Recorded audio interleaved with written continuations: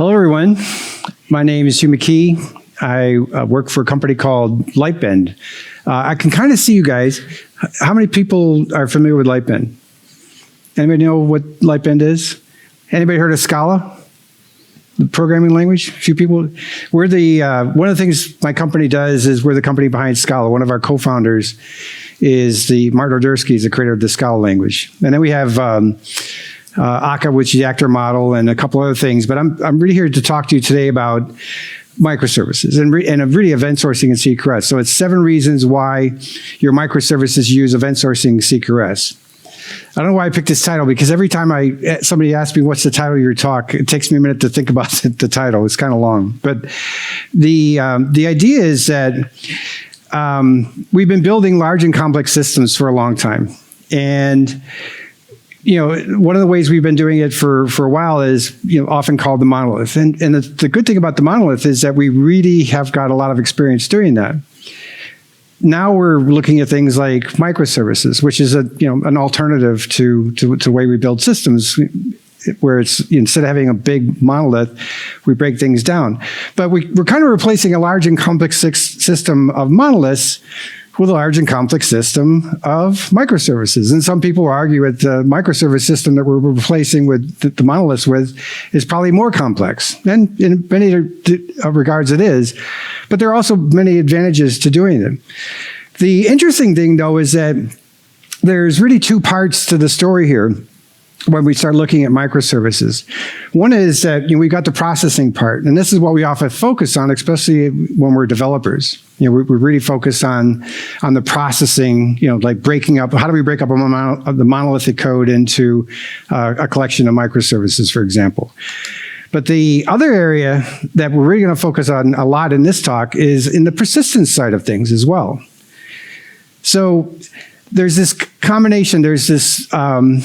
There's not necessarily just a decomposition of the code, but in many cases, there's advantages to the decomposition of the data as well. And this really comes into this segregation or this separation. That's why I kind of picked this picture in this slide. There's a split here. So when we're breaking up a monolith at the code level, we're splitting the code apart, right? There's a separation of code. But with CQRS, which stands for Command Query Responsibility Segregation, it's that responsibility segregation. So we're not only talking about breaking up the code, but we're talking about breaking up the data. And as you'll see as we go through the presentation here, we're talking about breaking up the data in a pretty different way. But it's a really interesting pattern. But what I like to do, it's one of the things that's great in my job is I get to go to a lot of conferences. I get to meet a lot of interesting people. So I get to harvest information from all you guys. I feed off of all you guys. And so one of the most fun things I do is if I run into somebody that's working on a microservice system, I'll kind of, hopefully in the course of the conversation, ask them, kind of 3 questions, and it's 3 characteristics. They're not rules or anything. There's just like, what are the characteristics of your microservice? So the first thing I ask is your microservice independently deployable? And that's often easy. Questions like, of course, that's why we went to microservices. We want to be able to independently deploy a microservice. So if I'm on one microservice team and you're on another microservice team, you can deploy your code in most cases without having to consult with me or coordinate with me and a bunch of other teams. That's one of the big goals that is what we try to achieve when we go to a microservice. But the next piece of information or characteristic that I'm looking for is, does your microservice own its own schema?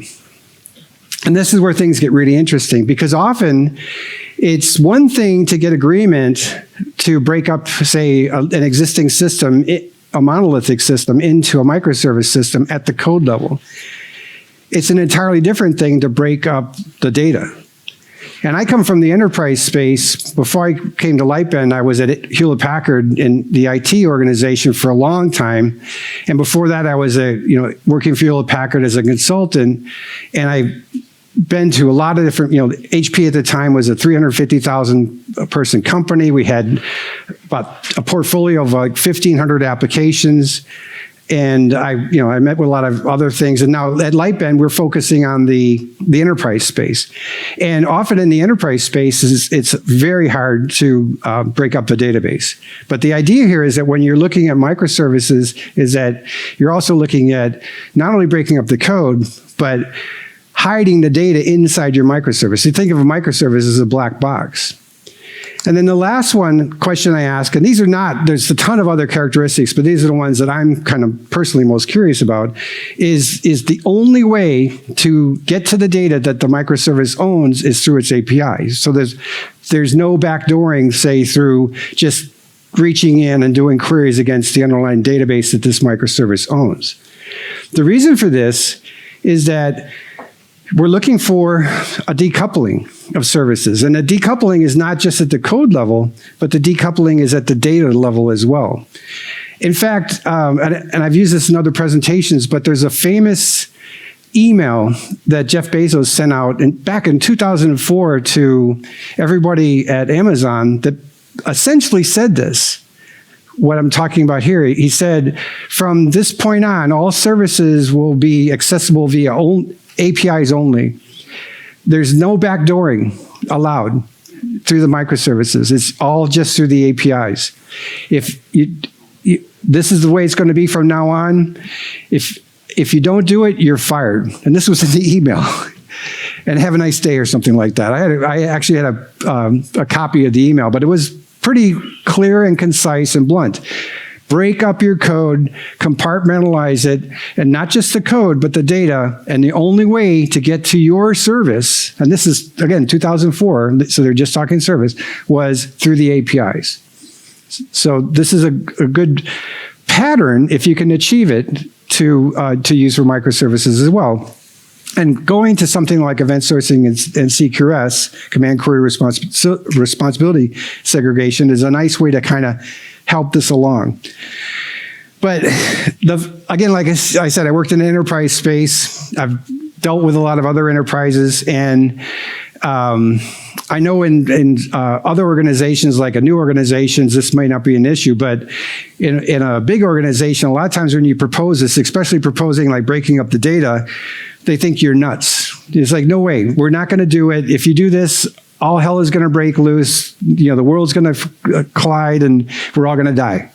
That it's not going to happen. So it is a hard thing to swallow, particularly at the data level. But I'm hoping to give you 7 reasons why you might want to use this, and maybe 7 reasons that you can use with your organization to try and to convince them to go with this approach if you think it's worth using.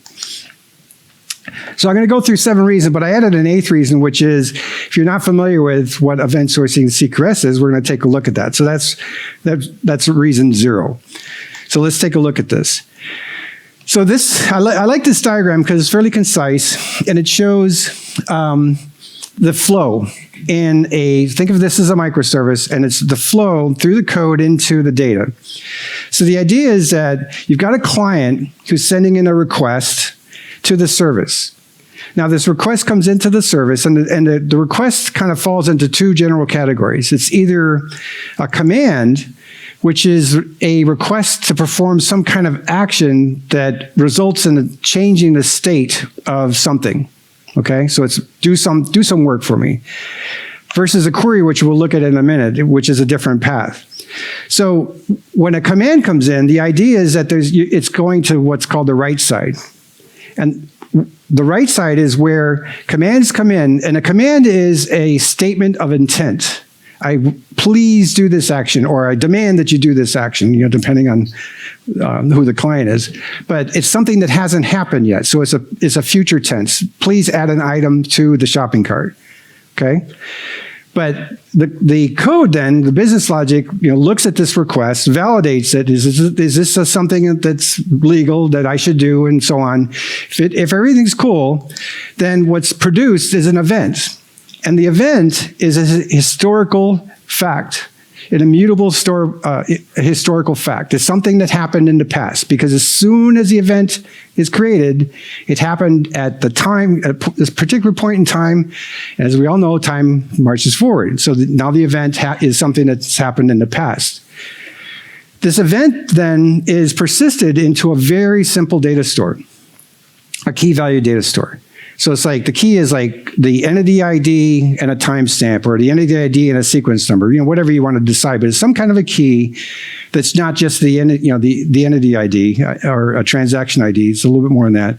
But then there's also the event. So the event could be add item to cart. Another event could be remove item from cart. Another event could be update item to cart. Another event could be add shipping address. And then finally, maybe it's just, you got you've built the order and the customer says, all right, I want to place the order. So place order is maybe the final event. So it's a sequence of events that builds up the state of the order. So the entity, the aggregate of the events, can be played in to create the entity. This is my order. This is what my order looks like right now. Some of the cool things that come out of this, though, is that the event store here has not only the events that ended up with the final result of the order, but it also has things like what I've heard called negative data. And negative data is things like you've removed an item from a cart, or you changed the quantity. So these would be things that in a CRUD-like approach we would have deleted. When we removed an item from the cart, we would say we would have deleted it from the database, or say we would update the item count of an existing item. But this is one of the first advantages of doing this approach, is that now you've got this fine-grained data that the data scientists, and if you don't have data scientists yet, you're probably going to have somebody doing that soon. The data scientists love this kind of data. You're giving them all kinds of like this negative data, which in many cases can be more interesting than the positive data. Like okay, we got an order, that's cool. Why didn't we get orders? Why did somebody abandon the shopping cart? Why isn't this item getting sold? Why do people keep removing it from the shopping cart? What items keep getting removed from the shopping cart? All that raw data is in this event store. So the event store is just, again, it's just, all you're doing is inserts. Insert, event, and insert, insert. No updates, no deletes, just inserts. A very simple data store. And then finally, there's some method, and I'll show you some techniques for doing this in a little bit, for propagating the event from the write side to what's called the read side. Now, the read side is where queries happen. So again, say a request comes in from a client, the service looks at it and goes, oops, let me back up, I couldn't see it. Okay, this is a query, so it goes to the read side. Now, the query database, or databases, is optimized for the queries that this service is supposed to provide. So the service has a well-defined set of APIs, and some of those APIs say, do this kind of query, do this kind of query, this other kind of query, this other kind of query. On the backside, the database is specifically set up for those queries. Now the data doesn't necessarily have to be normalized for reads and writes, and we'll talk about that a little bit later as well. This database is optimized for the queries that it needs to do. So it might be that there's some redundant data in there. It could be that you got certain tables for one query, another set of tables for another query, and so on. And because of the approach that we're using here for propagating events from the write side to the read side, it opens up the opportunity to have more than one read side database. So maybe some of the queries are best served by a SQL database, and maybe some other queries are best served by, say, Elasticsearch or a graph database or whatever. The possibilities are here where you can have more than one read side database. The fun part, and this is what we'll get into, is keeping all this stuff in sync. So that's kind of event sourcing. So there's this whole idea of the write side handles incoming commands that produce statements of intent, that produce events, which are immutable historical facts. Those get stored in a simple data store that's very fast, very simple. And then those events then get pushed over to the read side, which is handling there for the queries. So let's go into the first of the 7 reasons. So starting out kind of in the design phase. I had the pleasure of talking to one of the speakers that did a talk on domain-driven design yesterday, and I think that was a nice segue into this talk. But I look at it from the perspective, I'm really a developer and architect, so I'm usually working, in some cases, vicariously with other teams, but I see kind of the outcome of this. So with domain-driven design, which there's whole, people give tons of talks, and this is books written about it and all kinds of stuff, but it's very cool.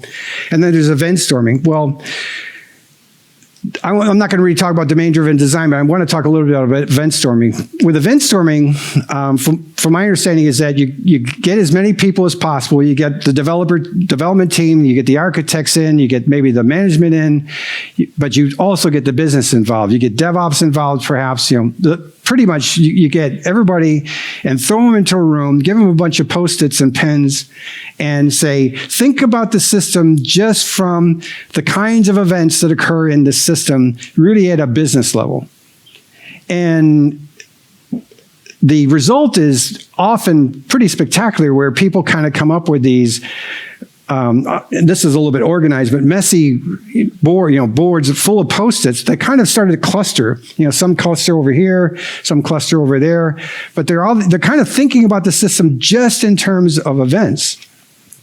Well, the nice thing about this, and the goal of domain-driven design, is the outcome is that for us as developers, we're looking for, where are the microservices? What microservices exist? But if you're doing something like event storming, you're also kind of getting out of it the commands and events, which feeds very, very nicely into the implementation. Because if you're implementing a microservice that's oriented towards thinking about events anyways and handling events, which is really the intent of Event Sourcing and CQRS, then there's a nice flow here, right? All the way through from the design into the implementation.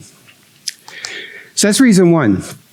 Reason two is reduce service coupling. And I'll be talking about coupling quite a bit, because coupling is, I think, really important in any kind of a microservice system.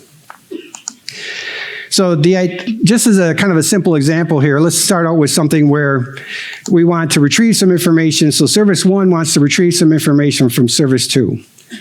So service one is like, yeah, okay, how hard can this be? It just does a RESTful get over to service two. Service two does whatever work it needs to do. And this is a query request to service two. So do a query, retrieve some information, and pass the information back. Cool, right? Simple to implement. One of the things I hope that you leave this talk with is what's coming up next, which is, you look at this design, it's okay, fine, it's easy to implement.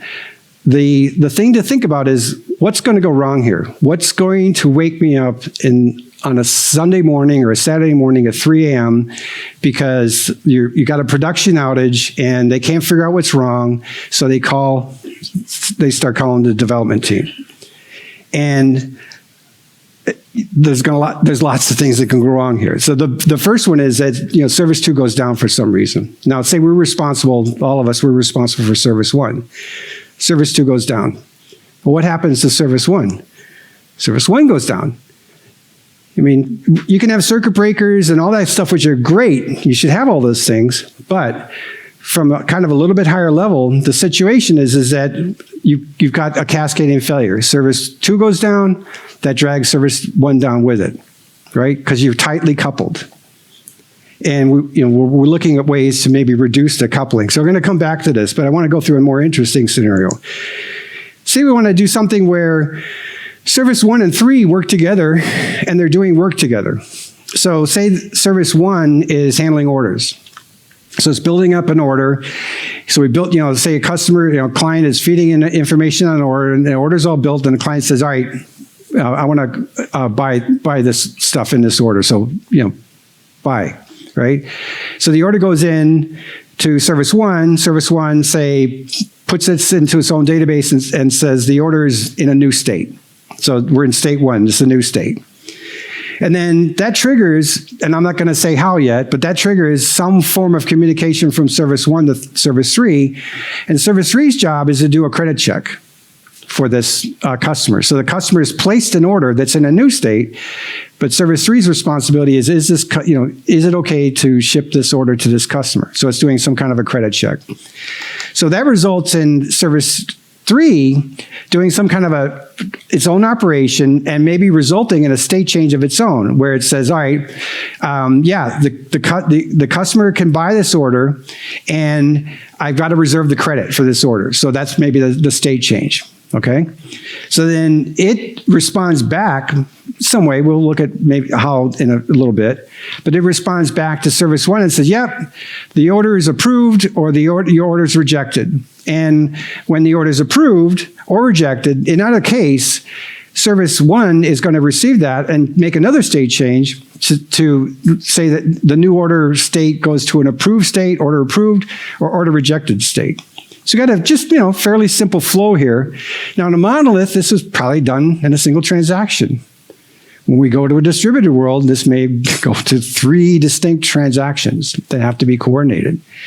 So when we're in a situation where these messages that are exchanged between these 2 servers absolutely have to be delivered. They can't be lost, right? If we lose orders, like if we have a new order and service 3 never gets notified that your order was submitted, it's going to sit there in a new state forever until something triggers, like a phone call or email from the customer saying, where the heck is my order? I placed it 3 days ago and nothing's happened. So you're in this kind of a situation where, how do you prevent things from going wrong here? But the question is, the other thing I wanted to go away with is in system design, remove the word if from your vocabulary and say when. So when this fails, what are we going to do? When the network breaks, what are we going to do? When the service goes down, what are we going to do? Think about not the happy path. I mean, of course, you have to design for that, but that's the easy part. The fun part is thinking about what do you do when things break? So in this case, just look at some of the possibilities here. The first possibility is that the network goes down between the 2 services. So service 1, if it's maybe using RESTful requests to service 3, it can't get through. So somehow it's got to compensate for that so that when the network works again, whatever pending things that needs to get passed from service 1 to service 3 can happen. It gets more interesting though.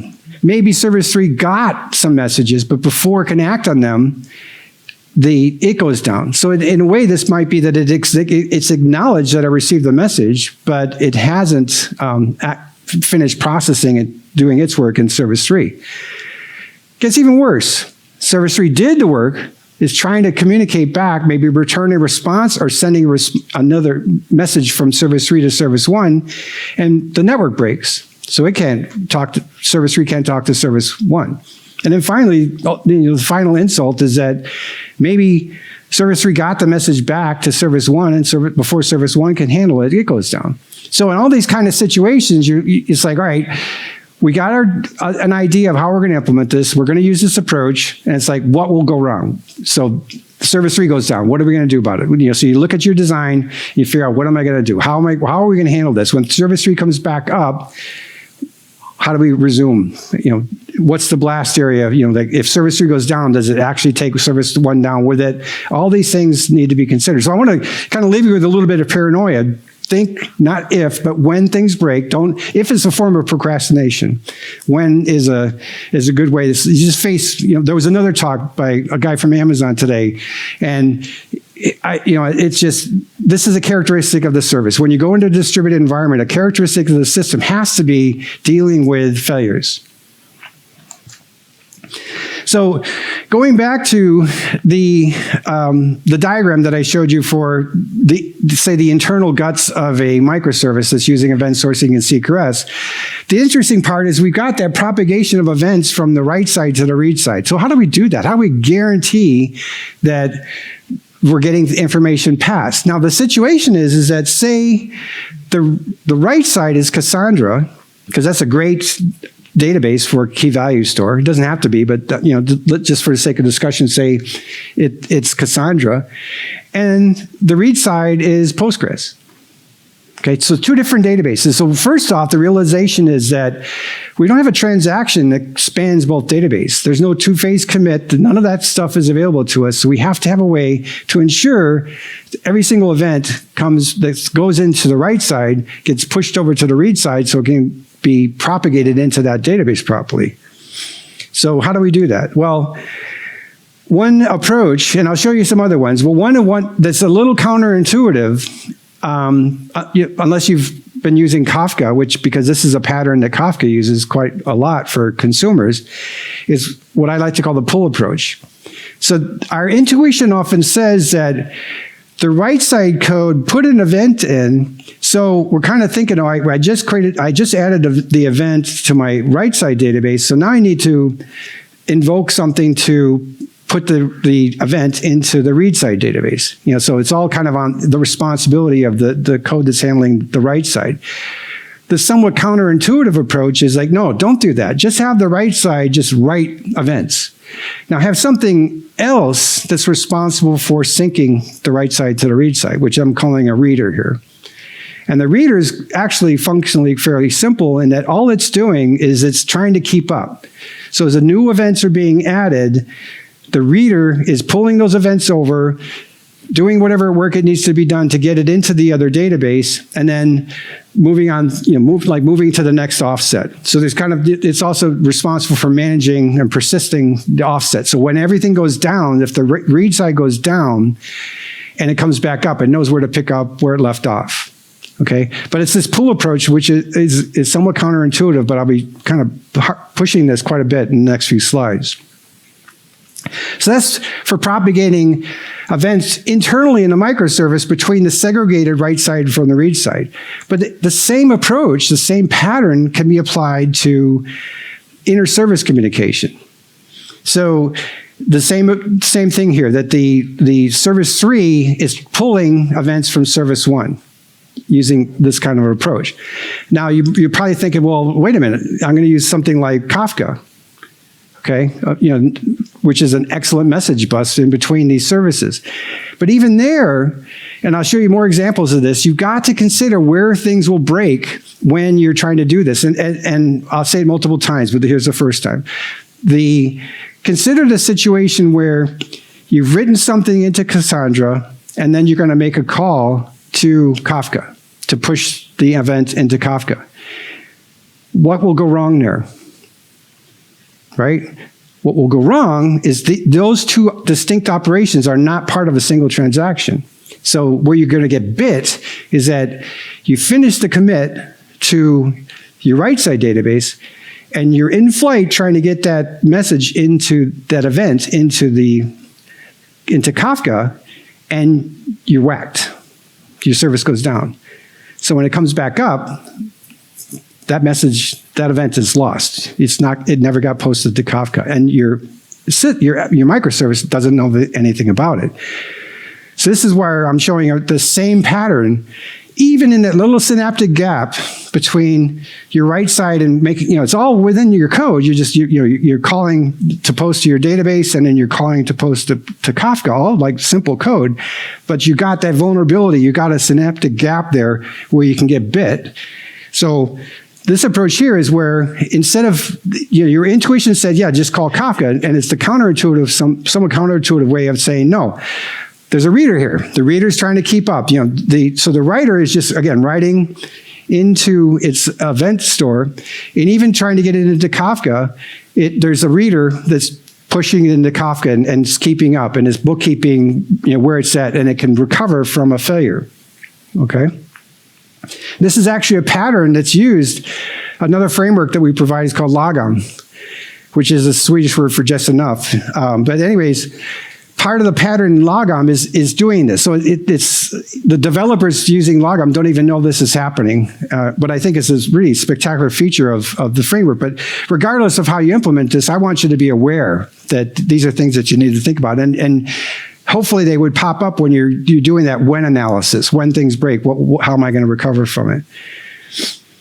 And the same thing, like, again, as I mentioned earlier, when Service 3 is consuming from Kafka, guess what? This is a pattern that Kafka provides. Why do you think they do this? Because they want reliability. They want you to get every single message. So they're using that approach in Kafka when you're doing a Kafka consumer. So another part of this is that there's two different approaches for exchanging information or talking between services. One is the synchronous approach, which is very often used, and in many cases, it's just fine. But when you have situations where you have messages or things that need to be exchanged without loss between services, then perhaps an asynchronous approach that does other things might be the way to go. So consider that. So rule number 3, or reason number 3, sorry, not rule, break the read versus write performance bottleneck. This is something that's really bit me in the past, and I'm sure many of you are aware of this. If anybody's done anything with databases, especially with like a relational database, is that you're always trading off between read performance and write performance. If you optimize for reads, typically you're adding indexes, which slow down your writes. And if it's too slow, then you optimize for writes and you're slowing down your reads. You're always playing this balancing game between the two. And this is another reason for the split, the segregation, is that the right side can be screamingly fast because all you're doing is all those inserts, right? And so your service is just responding. Oh yeah, give me more work. It's just throwing events in. Now, what could be happening though is that the read side may be struggling to keep up because maybe it can't run as fast. So the feature that's part of this is that you've got eventual consistency, that eventually the reader will catch up, but there is going to be the possibility of some latency.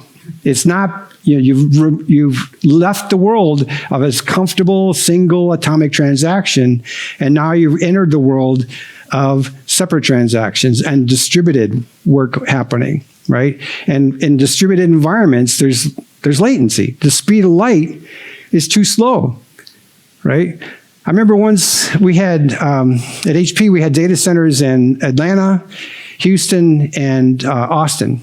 Houston and Austin are in Texas, and Atlanta's up in Georgia.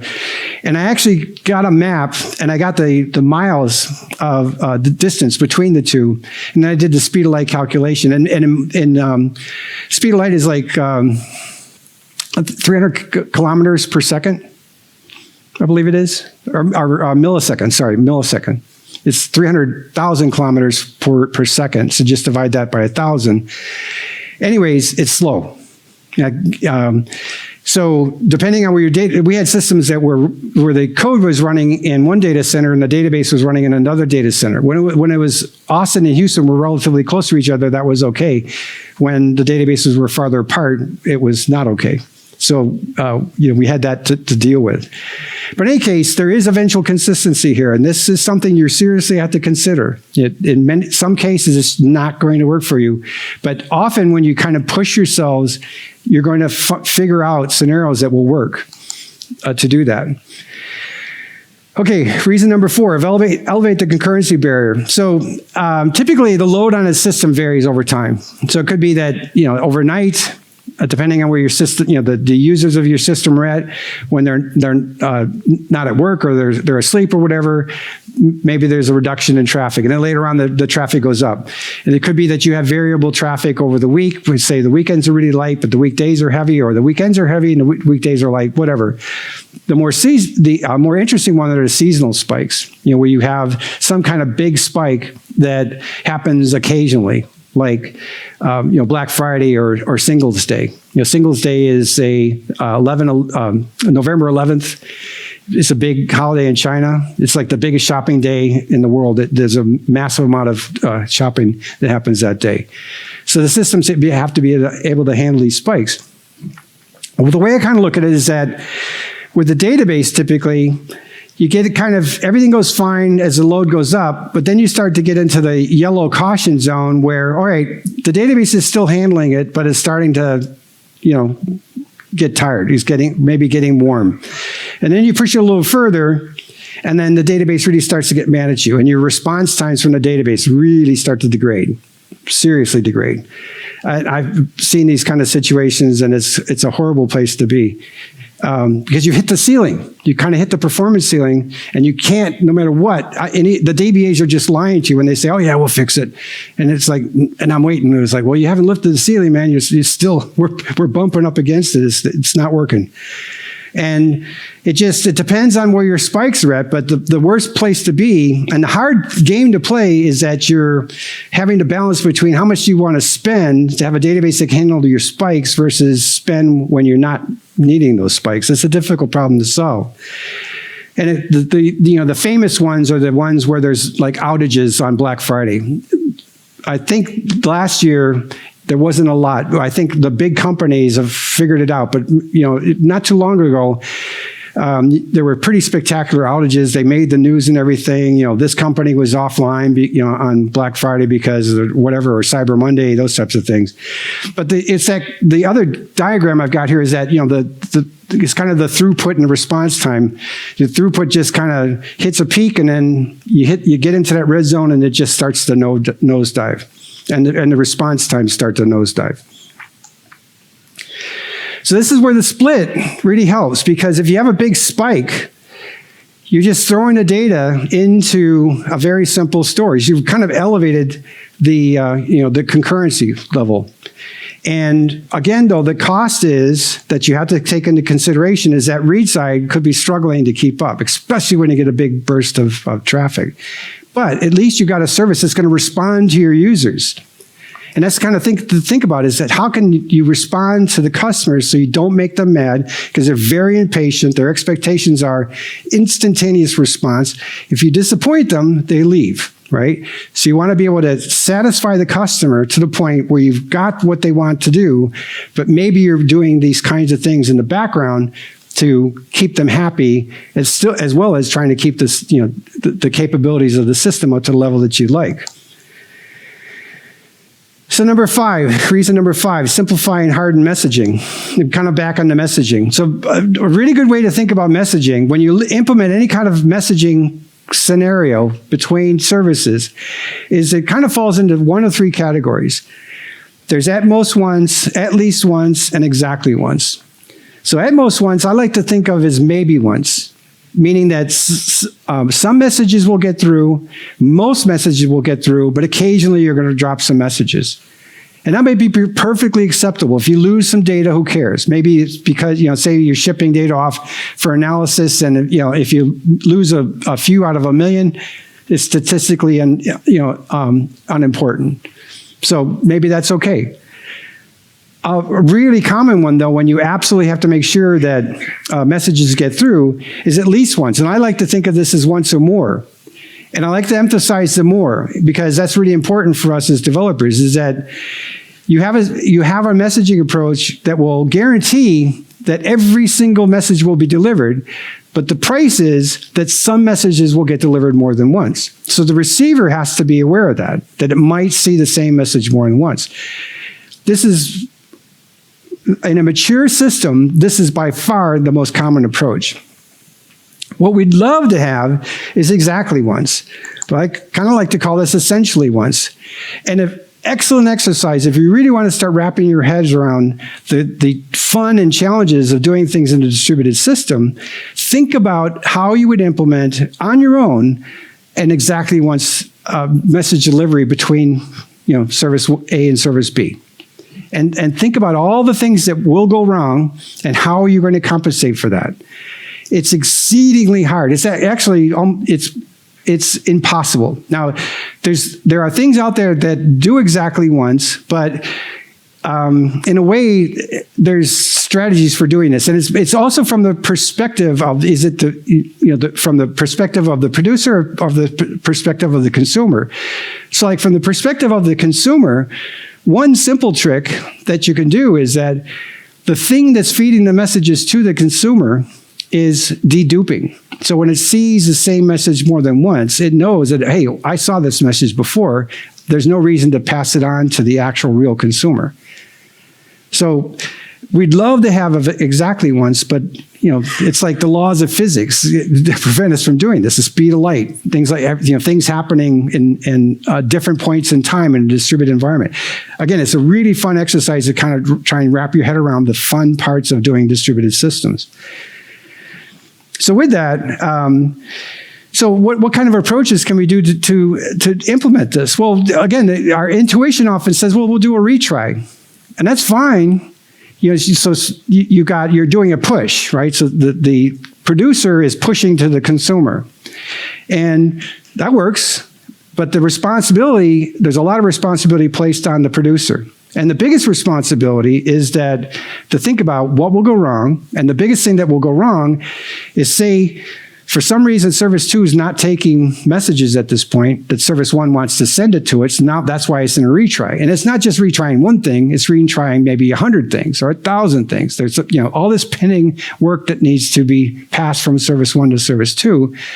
In the middle of that, at the worst possible moment, you go down. So when Service 1 comes back up, it needs to recover from that. How are you going to do that? These are the questions you need to ask yourself. So the retry loop, in a sense, it essentially has to have some kind of record of what is the work that it needs to do, which kind of looks suspiciously like an event log, right? So it's fine. This is an approach that works, but you just have to think about recoverability, when things break, how you're going to handle it. This is, I mentioned this before. This is the one that scares me the most, and I try and ask people that are doing this the most. It's like, all right, you've done something in Service 1, like step 1, post to the database. Step 2, call Kafka. I'm done. Excellent. No, wait, something breaks. It broke. One happened, posted to the database, but before we got to Kafka, because this is, it's step 1, and then time is happening, right? So there's I call it a period of vulnerability. There's this period of vulnerability between the time the commit completed for step 1 to the time you actually you successfully got it into Kafka. You're vulnerable there. If you go down, it's lost. So then it might be, well, no, let's do Kafka first and then hit the database. Well, okay, think about that. You put it in Kafka, and before you put it in the database, you go down. So, okay, fine. How do you recover from that? You got to have a strategy for recovering from it. So this is why, again, this pull approach. I'm keep harping on this. This whole pull approach is that this, as I showed you earlier, that pushing it from something that happened into your service into Kafka is a relatively simple. You can do retries or you can do the pull approach. But something has to be there so that you can recover this when you get caught at the worst possible moment. And so it's an approach that can be used for services. It's like I'm showing here Service 1 to Service 2, and it's an approach that can be used for Kafka, of course. And so let's move on. This is one of my favorites. So I'm back on coupling. Eliminate service coupling. And this is the one that makes the most head hurts, and especially the database people. But say we have 5 services here, and the 4 services around the perimeter all want to talk to or get something from this customer service. So they reach in, send in, hey, give me this information, and customer service goes, oh yeah, fine, here it is. So we've got this coupling between these 4 services to the central customer service, right? And then say the customer service goes down, right? So what's the blast area here? It's big. Because if the other services can't do their work because it can't get the information they need from the customer service, they're effectively down, or at least that functionality's offline. It's broken. Again, circuit breakers and everything are very important here, but is fundamentally not going to fix this problem that you've got this coupling here, right? So here's the head-hurting part. The idea is that instead of the services reaching in all the time when they need customer information across the wire, across the network to get stuff, what customer does is customer is a publisher. So as changes are made to customers, it publishes those events. The other services are consumers of those events. What those other services are doing is keeping their own view of customer that they need to do their work. So this is where the heresy part comes in. It's like, oh my God, you're duplicating data. That's forbidden. We don't do that. It's like, wait a minute, wait. We didn't want to duplicate data before, mainly because disk space was really, really expensive. Guess what? Today, look at the cost of disk space. It's not that expensive. Other big advantages like this is that, of course, when customer goes down, these other services don't care because they keep running. They got what they need. There's no problem. And plus, they don't have to keep reaching over the wire all the time to get the information they need every single time they need customer information. This works when you have reliable messaging, right? Which what I've been beating on for the last few minutes. Like if you have at least once delivery, or a form of exactly once, then this is a doable scenario. So all these guys keep running. So the final one that I want to leave you with is what I call graduate from the IT Nursery. This is kind of a rant on my part. And I just did this talk earlier in the week, and I asked the audience, like, how many people are in the enterprise space? And only a few people raised their hands, like, oh man, you guys are lucky. So I don't know how many guys here, I can kind of see you, but how many people are in enterprise space here? There's a few. Okay, a few more than the last time. But anyways, this is a rant. So what do I mean by this? We've, for a long time, we kind of, the company, where we're working as a development team, we set up ways of doing things. And one of the things that we've often set up is governance. And to me, governance is the intent is to instill order on the system. And the reason I'm saying reduce governance is that when you get into a situation where your microservice is decoupled as much as possible, your microservice, not only you own the code, but you own the data. If you make a mistake, it's your responsibility to fix it. The blast area of making a mistake is also kind of firewalled by just your service owning everything. So this gives you the ability to move much faster, and velocity is really important, that you want to move fast and be able to, if you make a mistake, maybe just roll it back or fix it or whatever you need to do. But it's like you don't need all that governance that it's the best of intentions, but I think it's a self-healing system. Because if you're moving fast, and you can move fast, you can make mistakes fast, but you can also fix things fast. The other part of it is that it reduces ceremony and ritual, is the way I call it, which is kind of organized chaos. What I mean by this is that the painful thing with governance often is you spend so much time begging for, can you please give me this machine? Or can I please even have a pod if you're running, say, in Kubernetes? Or, give me some place to compute. Give me some place, can I please have a database?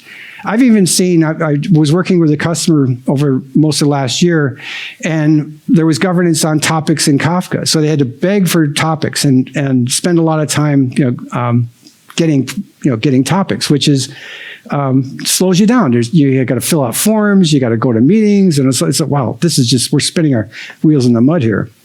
And finally, the goal is to kind of have an organized revolution, that you change things to the point where you make problems so you can fix problems, and you try to be nimble. And this is one of the reasons why I like Event Sourcing CQRS, because it forces you to rethink how you do persistence. It forces you kind of out of your comfort zone, like we heard this morning, and into a new place. And it forces you to really rethink things and approach things in a different way.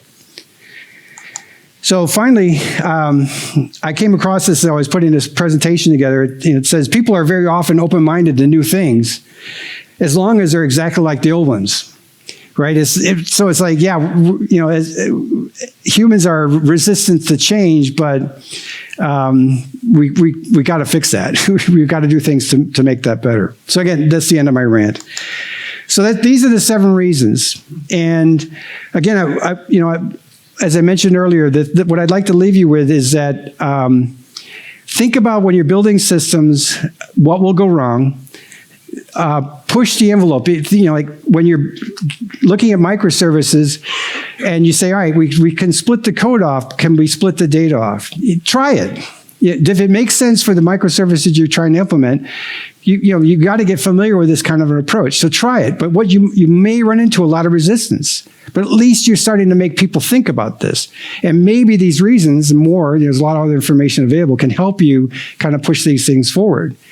But there are advantages to this. There are lots of people that are doing this. This is relatively young, even though it's been talked about for some years now.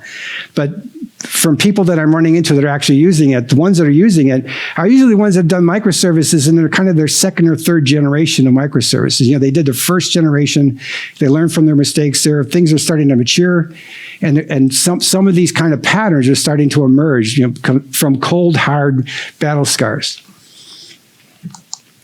So that's it. Thank you very much. I really appreciate your attention.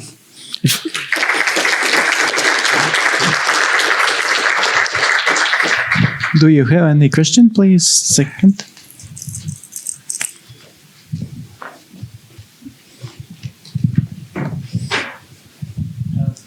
Hi, thank you for your talk. So you see any scenario in which you still would use CRUD and non-CQRS? Yeah, the biggest one would be just performance, right? If, you know, first off, it's like, if you can't get the database broken up, but you want to go into microservices and everybody's good with it, then go. So, and say the microservice is still doing a CRUD against the monolithic database. A lot of people are doing that, and it's perfectly fine. No problem. I mean, you're losing some of the advantages of, you know, really kind of black boxing your microservice, but not. But then say you do get to the point where you own your own schema. Now, then the choice is like, all right, you and your team you've got that kind of wall. There's data on the outside versus data on the inside. You know, you own your own schema. So you make the decision, do we really need event sourcing and CQRS? Are there advantages for us to do this? If there aren't, don't do it, you know, right? If everybody's perfectly comfortable doing CRUD, go for it, right? If you don't have, say, concurrency issues, or you don't have messaging issues, or any of the things that I kind of brought up or other ones, but it comes, I think, from doing that hard analysis. When things break, how are we going to recover from it? And you go, yeah, we can handle that, we can handle that, we can handle that. All the failure scenarios that you look at, you can handle. With the CRUD approach, you're good, right? Don't do it. Because when you go with event sourcing and CQRS, you're adding in that new layer of complexity, right? But it's something I think that is, when you get an opportunity to use it, it's a great opportunity to try it, you know, to see if you can use it, learn how to use it, get comfortable with it, make it work for you. And the more you get comfortable with it, the more you can perhaps see other opportunities to use it somewhere else. But be very conservative, I think, about it. You know, only use it when it's properly justified. And again, it kind of, for the most part, I think it comes from failure analysis. When you have a service here, how is it communicating with other things? When things break, how do you deal with it? Hello. Thanks for a very good talk. And I would like to ask why you never mentioned like anything like cache in all these schemas, because I believe performance is important, and this eventual consistency, for example, the slower your data storage is, the longer you need to wait for this consistency, right? Right. And I believe in many cases, the solution for this problem is to put another storage which is like faster. And yeah, and I there's enough here to cover in the talk that I didn't want to get into those kinds of things, but certainly those are options, right? But the nice thing again is that you've walled off your service and you're thinking about what do I do in my service, right? Nobody else sees this. It's just what you're doing inside. So if caching or something like that makes sense, and you know, go for it, right? Because nobody knows except you and your team that you're doing this. That's the goal that I think is the important part. Thank you for your talk. What about such things as reporting, data mining? Usually they come to you and want all your databases aggregated. Yeah, and so really good question. And there I think it's the same thing. It's like, all right, when you're designing the service, you're figuring out what queries that service is supposed to provide, right? And I'm in a way, maybe I'm being overly optimistic to say, well, you know, somebody external can't reach into your database and just do a query, do it through an API, but you know, force yourself. Can you provide the kinds of queries that things external to your service are asking for? If you can't, maybe an alternative is that you're publishing that data that's going downstream to something else that's more queryable, like maybe some other database, right? That isn't necessarily a service. Do you know what I mean? It's like more of a query type of thing. But the start goal is, can we provide an API to do this that is performant enough? And if not, maybe look at something else. But Amazon, their rule is nothing gets accessed unless it gets accessed through the API. So they're bigger than anybody, and they figured it out. So if they can figure it out, we can figure it out. You know what I mean? So it's a good question, but it's something that you have to look at case by case.